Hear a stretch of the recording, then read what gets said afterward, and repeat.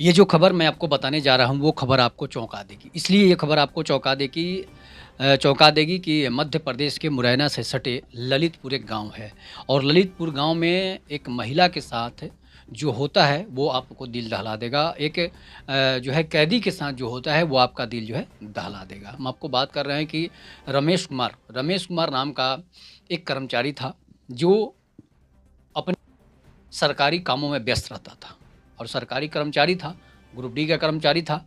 इसके बाद मैं आपको बता रहा हूँ कि ललितपुर में जो घटना होती है, वो घटना जो है आपके कलेजे को पिघला देगी कि आखिर इस तरह की घटनाएँ जो हैं समाज में कैसे घट जाती है।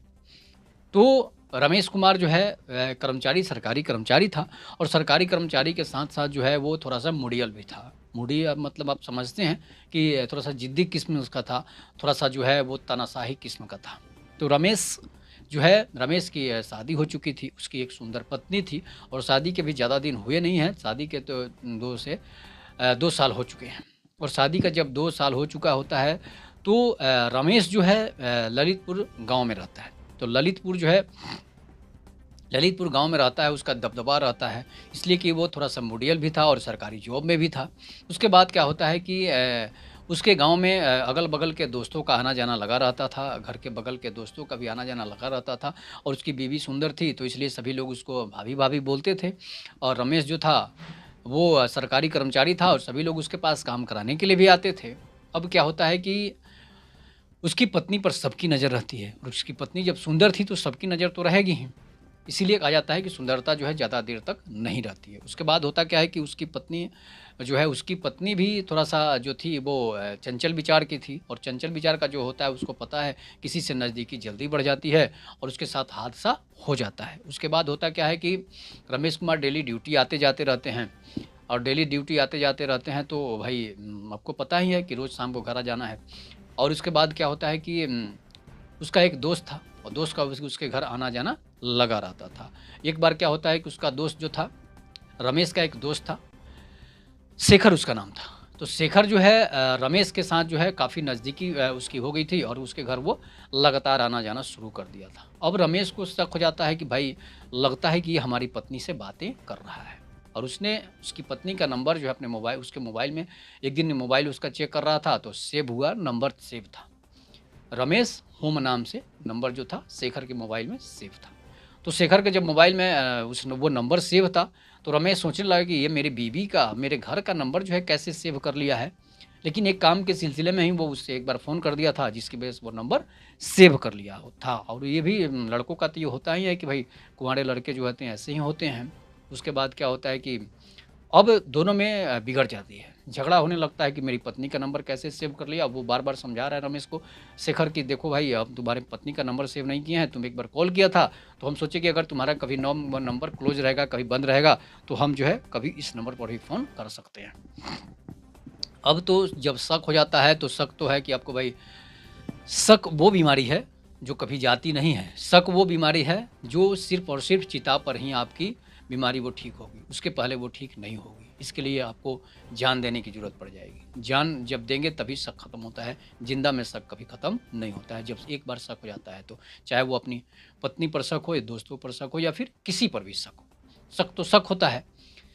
अब क्या होता है कि रमेश को लगता है कि हमारी पत्नी से बात कर रहा है, एक दिन काफ़ी उसके साथ जो है लड़ाई हो गया, झगड़ा हो गया, पटका-पटकी, फेंटा-फेंटी सब हो गया, मारा-पीट सब हो गया।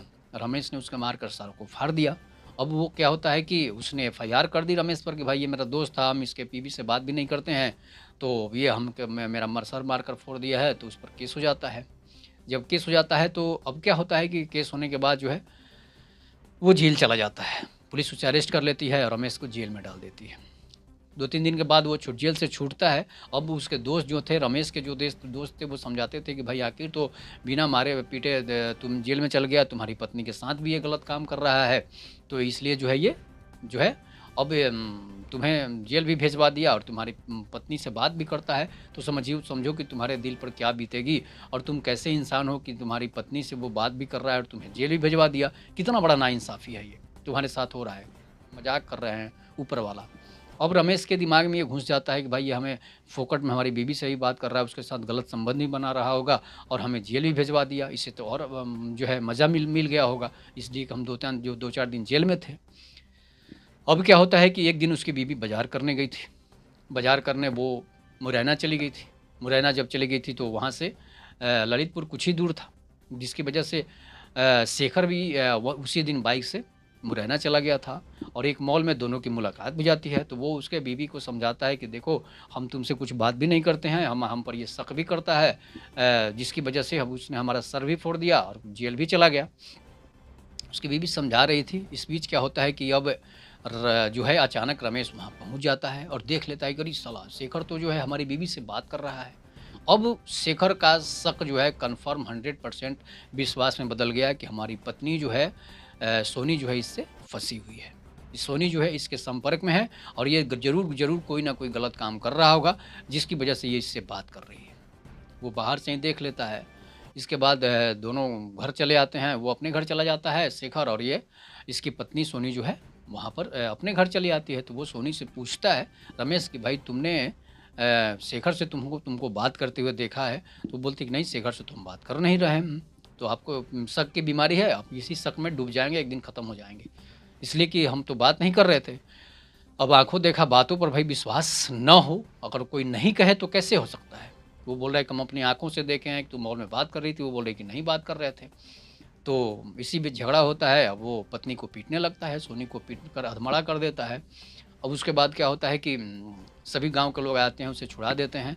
अब वो अपने घर से पिस्टल निकालता है और जो है शेखर को खोजने लगता है। इस बीच क्या होता है कि शेखर को जब खोजने लगता है तो देखता शेखर घर में अपना काम कर रहा था, तो उसके घर पहुंच जाता है।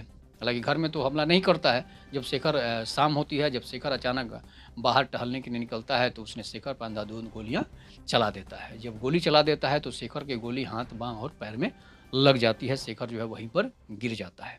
शेखर जब गिर जाता है तो उसे आनन-फानन हॉस्पिटल पहुँचाया जाता है और रमेश वहाँ से भाग जाता है। शेखर को जब हॉस्पिटल पहुंचाया जाता है तो शेखर हॉस्पिटल में पहुंचता है, उसकी इलाज जो है लगातार जारी है और तब तक पुलिस को खबर हो जाती है कि रमेश ने जो है शेखर को गोली बरसा दी है। इसके बाद क्या होता है कि सभी लोग, पुलिस वहां पहुंचती है, रमेश को खोजती है। 2 दिन के बाद रमेश जो है अरेस्ट हो जाता है। अरेस्ट होने के बाद जो है उसे जेल में डाल दिया जाता है। अब तो अटेम्प्ट टू मर्डर का केस हो जाता है। इसके बाद शेखर का इलाज चल रहा होता है, शेखर जो है बच जाता है। भगवान का शुक्र है कि शेखर जो है बच जाता है, उसकी गोली निकाल दी जाती है। अब जो है अब तो जेल में चक्की पीसना है। रमेश और 6 महीने साल भर के लिए अंदर हो जाता है। अब केस चलेगी, कुछ दिन केस चलेगी। अब जब रिहाई होगी, बेल होगी, तब तो बाहर आएगा। तब तक तो 6 महीने साल भर लग ही जाएँगे। अगर शेखर जो है गवाही दे दी तो उसे सज़ा भी हो सकती है। अब क्या होता है कि शेखर जो रमेश की पत्नी थी वो शेखर से मिलने के लिए हॉस्पिटल में आ जाती है।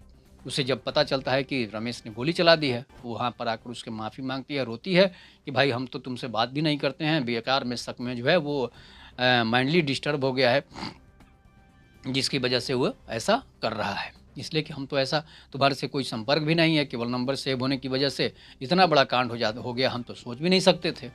वो रोने लगती है।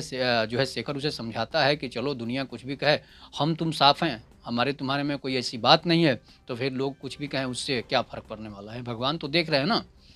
उसके बाद काफ़ी समझाती है, उसका सेवा भाव से जो है उसे करती है। इसके बाद उसे सामान फल-फूल जो है हॉस्पिटल में लाकर दे देती है और चली जाती है। अब क्या होता है कि अट्रैक्शन जो है रमेश की पत्नी का, सोनी का जो अट्रैक्शन जो है शेखर के प्रति बढ़ते जा रहा है। इसलिए कि जिसने वो हमला कर दिया था तो उसे लगा कि मेरा पति जो है रमेश, वो मेंटली डिस्टर्ब हो गया है और वो जो है अब वो ठीक होने वाला नहीं है। इसलिए कि जिस तरह से वो डिप्रेशन में चला गया है और जेल चला गया है, तो वो अब उसे वापस लौट आना मुश्किल है। अब डिप्रेशन से वो बाहर कभी आ नहीं सकता, इसलिए डिप्रेशन से बाहर नहीं आ सकता है। उसने उसके मन में जो है जो डाउट हो गया है, डाउट को अब कोई मिटा नहीं सकता है।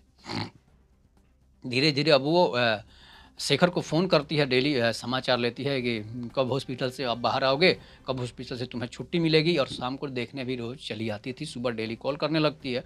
अब उसके शेखर के प्रति जो है सोनी का अट्रैक्शन जो है बढ़ते जा रहा है। अब वो हॉस्पिटल में मिलना-जुलना, हमेशा उसके सेवा-सत्कार करना अब उसे लगा रहता है। तो शेखर के मम्मी-पापा और उसकी बहन जो है वहीं हॉस्पिटल में रहते हैं और सोनी जो है लगातार वहाँ पर आती जाती रहती है और शेखर के प्रति जो है उसका अट्रैक्शन काफ़ी बढ़ जाता है और घर के लोग मना भी करते हैं कि तुम जाओ, इसलिए कि तुम्हारे पति जो है ऐसी शक की वजह से जो है हमारे बेटे पर हमला कर दिया है, हमारे भाई पर हमला कर दिया है शेखर पर, लेकिन तुम मान नहीं रही हो। तो अब वो मम्मी से बोलते कि नहीं, इनका देखभाल करना, हमारे पति जो है डिप्रेशन में चला गया, वो पागल हो गया है, जिसकी वजह से अब हम उसके साथ नहीं रहेंगे, अब हम शेखर के साथ ही रहेंगे। अब घर पाले वाले भी रोने-धोने लगते हैं, शेखर के मम्मी-पापा और बहन भी रोने लगती है कि एक तो तुम्हारी वजह से जो है उसने ये ऐसा कांड कर दिया, इस बार अब की बार अगर तुम इसके साथ रहने लगोगी तो समझ लो कि तुम्हारी और इसकी हत्या कर देगा वो। अब क्या होता है कि दोनों जो है, जब शेखर 10 दिन के बाद वो ठीक हो जाता है, अपने घर वापस लौट जाता है, पैरों पर चलने लगता है, तो 20-25 दिन के बाद जो है शेखर जो है काफ़ी ठीक हो जाता है, स्वस्थ हो जाता है। स्वस्थ होने के बाद अब क्या होता है कि सोनी जो है अपने घर से सारा सामान जो है उठाकर शेखर के घर चली आती है और बोलती है कि तुम हमसे शादी करो, नहीं तो जो है हम जो है तुम्हें छोड़ेंगे नहीं। इसलिए कि अब उसके साथ हम नहीं रहेंगे। भले हम मर जाएँगे, ज़हर खा लेंगे, लेकिन हम अब रमेश के साथ नहीं रहेंगे, हम तुम्हारे साथ ही रहेंगे। अब क्या होता है कि अब तो बेचारा शेखर भी चक्कर में पड़ जाता है कि अब करे तो क्या करें? इसके बाद दोनों मंदिर में शादी रचा लेते हैं। मंदिर में शादी रचाने के बाद क्या होता है कि दोनों अब मंदिर में शादी रचा लेते हैं और उसके बाद वो अपने घर रख लेता है। अब शेखर के मम्मी-पापा तो मान जाते हैं कि चलो अब ये अपने मन से आई है तो क्या बात है। उसके बाद जो है क्या होता है कि अब रमेश की मम्मी-पापा जो हैं वो तो बेचारे रोते-रोते जेल पहुँचते हैं और बताते हैं कि ऐसी-ऐसी घटना तुम्हारी बीवी ने तुम्हारी वजह से कर दी। तुमने शक की वजह से उन्हें मारा-पीटा और गोली चला दी, जिसकी वजह से तुम्हारी बीवी भागकर उससे शेखर से ही शादी रचा दी। और सोनी जो है काफ़ी देखने में सुंदर थी। अब तो बेचारा रमेश जेल में चक्की पीस रहा है, अब करे तो क्या करे? जब कुछ दिन के बाद उसकी रिहाई हो जाती है, 6 महीने के बाद उसकी रिहाई हो जाती है, तब तक जो है सोनी जो है वो प्रेग्नेंट हो जाती है। प्रेग्नेंट हो जाती है सोनी, किससे प्रेग्नेंट हो जाती है? तो शेखर से प्रेग्नेंट हो जाती है। जब देखता है कि उसका भाई प्रेग्नेंट हो गई है, तो रमेश जो है बाहर जब आता है तो देखता है कि भाई मेरी बीवी प्रेग्नेंट हो गई है, सिंदूर लगाई है उसके नाम का। फिर गुस्से से वो लाल हो जाता है। इस बार सोचता है कि अब की बार पत्नी को ही गोली मार देते हैं, जिसकी वजह से इसी की वजह से सब हुआ है और फिर ये इसी के साथ कर दी। उसका शक साफ़ा ज़ाहिर हो जाता है कि ये इसके साथ फँसी हुई थी और हमें हमेशा जो है नेगलेक्ट कर रही थी। अब वो क्या करता है कि पिस्टल घर से निकाल कर लाता है और पत्नी पर गोली चला देता है। सोनी पर वो गोली चला देता है। सोनी को गोली जो है सोनी के पैरों में लगती है और बाँह में लग जाती है, जिसके बाद वो फ़रार हो जाता है। इस बार फ़रार होने के बाद उसे सोनी को हॉस्पिटल पहुँचाया जाता है। शेखर भी काम करने चला गया था, वो दौड़ कर आता है, देखता है कि भाई मेरी पत्नी को गोली लगी है, फिर उसे हॉस्पिटल में पहुँचाया जाता है। तब तक लोग जो है रमेश को दौड़कर सभी लोग पकड़ लेते हैं, गाँव के लोग। उसे काफ़ी अच्छी खासी धुनाई करते हैं, धुनाई करने के बाद काफ़ी लोग उसे इतना पीटते हैं कि जिससे उसकी मौत हो जाती है। वहीं पर जो है रमेश की मौत हो जाती है। मौत होने के बाद जो है अब पुलिस आती है उसे अरेस्ट करके, पुलिस जो है उसे पकड़ के ले जाती है, उसकी लाश को ले जाती है, पोस्टमार्टम करा जाता है और वो उसका काम क्रिया जो है कर दिया जाता है, अंतिम संस्कार कर दिया जाता है। इसके बाद क्या होता है कि अब जो है सोनी को हॉस्पिटल से में लेकर एडमिट करा जाता है, उसके गोली को निकाला जाता है, सोनी की जान तो बच जाती है, शेखर भी, सभी लोग भी पहुँचते हैं और रमेश के माता-पिता भी वहाँ पहुँचते हैं कि जिसकी वजह से यह घटना हुई है। वो सोनी को गाली-वाली देते हैं, पूरा गाली दी जाती है।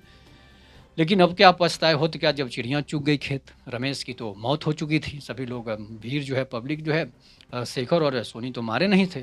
कुछ लोगों पर एफआईआर होता है, फिर कुछ धीरे-धीरे कुछ दिन के बाद वो लोग छूट जाएँगे। लेकिन ये घटना जो हुई है, शक की वजह से जेल गए पति के साथ जो अनहोनी हुई है, इस पर आप लोग अपनी प्रतिक्रिया ज़रूर दीजिएगा कि क्या शक किसी पर करना चाहिए या फिर नहीं करना चाहिए। तब तक नमस्कार, जय हिंद, जय भारत, जय श्री राम।